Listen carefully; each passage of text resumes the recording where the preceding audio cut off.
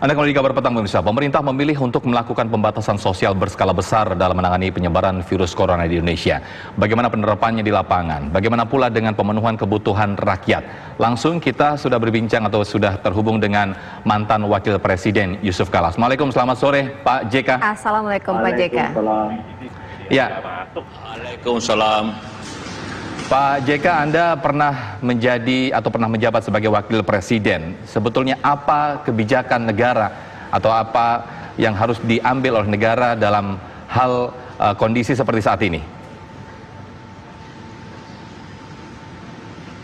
Ya tentu yang harus diambil tergantung masalahnya. Jadi masalahnya kalau ada bencana, kadang-kadang orang harus di pengungsian, harus berdesak-desakan. Itu juga solusi.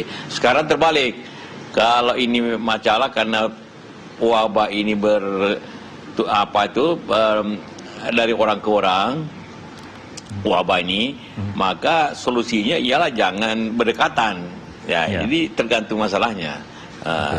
Jadi karena ini intinya di situ menular dari orang ke orang, maka jangan dekat dengan orang.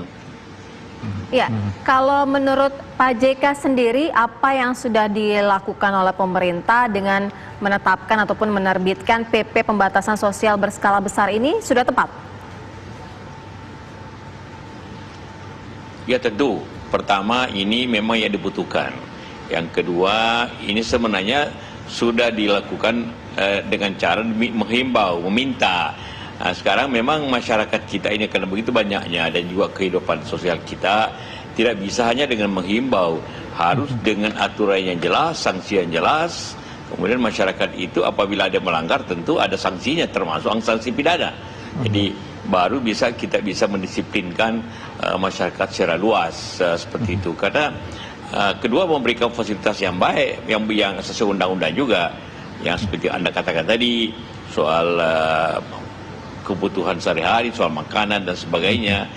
Memang tidak terlalu mudah bangsa seperti kita ini karena banyak masyarakat yang tinggal secara bersama-sama di daerah yang memang padat sekali, satu kamar bisa berapa orang. Jadi memang ada solusi seperti hal ini harus dilakukan dengan tegas begitu, tapi juga dengan tanggung jawab yang jelas juga.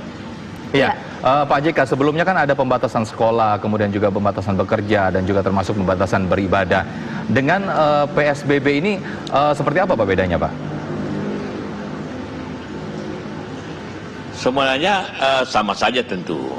Yang bedanya, khususnya untuk DKI ya, itu sudah dilakukan dengan aturan pemerintah daerah.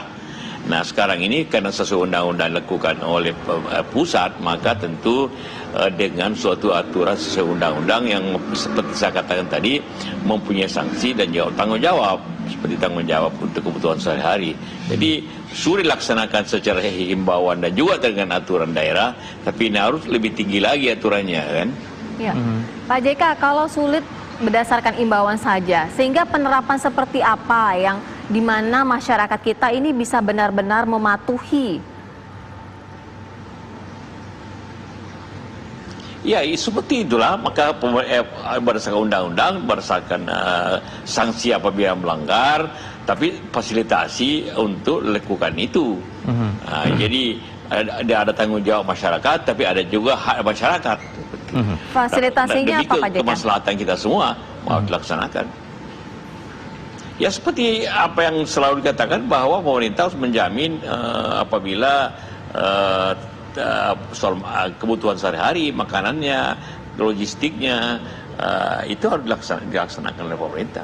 Ya, artinya apabila negara sudah memutuskan PP atau Perpu PSBB ini, Anda melihatnya apakah negara Indonesia ini sendiri sudah siap dengan segala konsekuensinya seperti pemenuhan logistik ke masyarakat dan lain sebagainya yang Anda sebutkan tadi Pak JK?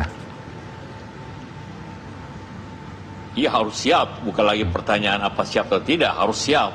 Oke. Ya karena ini adalah solusi untuk menghindari penularan dari orang ke orang, kan? Itu saja. Oke, artinya dengan kondisi yang sudah semakin mewabah ini, dengan jumlah positif corona di Indonesia sudah mencapai 1.600, kemudian dengan kondisi masyarakat yang hingga saat ini masih melakukan mudik dan sebagainya. keputusan pemerintah dengan memberlakukan PSBB ini sudah tepat berarti Pak ya? Iya, seperti saya katakan tepat secara kebutuhan akibat bencana seperti ini, tepat secara undang-undang. Ya, Pak JK, sebenarnya begini, bagaimana kita bisa membuat masyarakat kita ini sadar bahwa harus benar-benar melakukan pembatasan sosial berskala besar? Sadar atau tidak sadar harus dilakukan. Artinya sadar bahwa mengetahui masalahnya, kemudian harus ada enforcement, harus ada pemaksaan, gitu kan, baru bisa. Iya, pemaksaannya seperti apa Pak JK? Ya, apabila dia melanggar ada sanksinya. Artinya ada harus dilaksanakan, harus polisi bertindak, harus dengan petugas harus memperlakukan aturan dengan benar, gitu kan. Apakah artinya Indonesia paling tidak bisa mencontoh apa yang dilakukan Malaysia, Pak JK? Malaysia seluruh negaranya itu di lockdown, hanya ditutup, dikunci.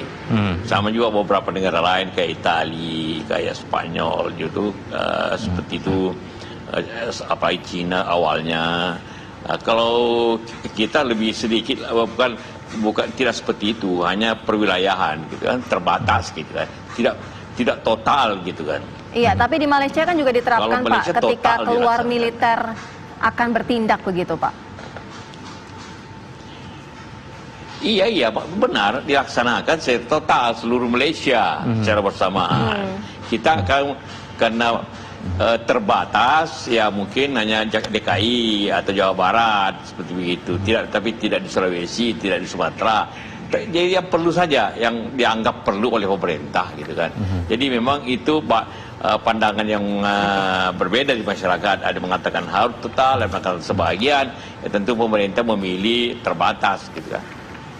Iya Pak, ada peraturan bahwa untuk keluar rumah ini dibatasi hanya dengan keperluan-keperluan yang itu penting saja begitu Pak. Selama ini belum ada pemeriksaan dan juga secara ketat begitu Pak. Ini bagaimana Pak?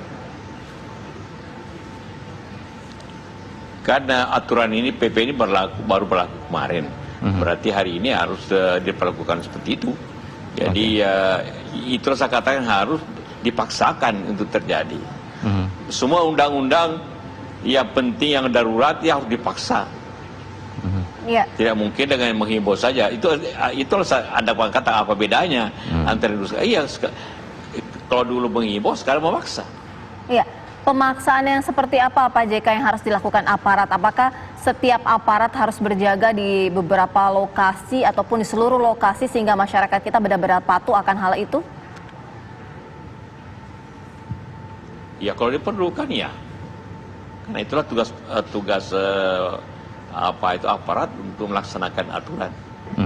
Jaminan ke rakyat sendiri atau ke warga sendiri seperti apa Pak ketika nanti masyarakat memang betul-betul keluar dan itu memang untuk kebutuhan sehari-hari mereka, namun berbenturan dengan peraturan yang ada polisi yang menjaga ketika nanti keluar dia akan dipidana dan didenda dan lain sebagainya.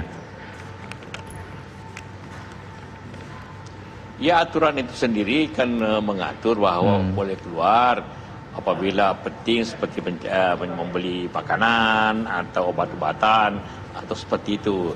Tapi tidak bisa kalau keluar untuk minum kopi atau keluar jalan-jalan atau ketemu teman ngobrol, itu tidak boleh. Tapi untuk kebutuhan yang mendasar tentunya harus boleh walaupun terbatas. Iya, Pak JK. Usulan apa yang Pak JK bisa sampaikan kepada pemerintah mengenai dengan PP ini sesuai juga pasal 2 di mana ketika saat ini ya Pak gambarannya masih banyak saja orang yang dengan mudah keluar malah mudik begitu Pak ke kampung halaman. Itu yang seperti saya katakan sejak dikeluarkannya PP nomor 21 itu maka di samping masyarakat harus disiplin, tentu yang pertama harus disiplin pemerintah atau aparat pemerintah harus disiplin untuk menjaga kondisi seperti itu harus betul-betul dilaksanakan. Jadi sekarang bukan lagi aturannya, pelaksanaannya yang penting. Baik, Pak Yusuf Kala, terima kasih atas waktunya. Kita juga nanti akan berdialog dengan beberapa narasumber kita. Terima kasih, Assalamualaikum, selamat sore. Terima kasih Pak Yusuf Kala. Dan pemirsa, usai jeda kita akan melanjutkan dialog mengenai PSBB ini dengan sejumlah narasumber, termasuk salah satunya Bang Refli Harun. Sesaat lagi.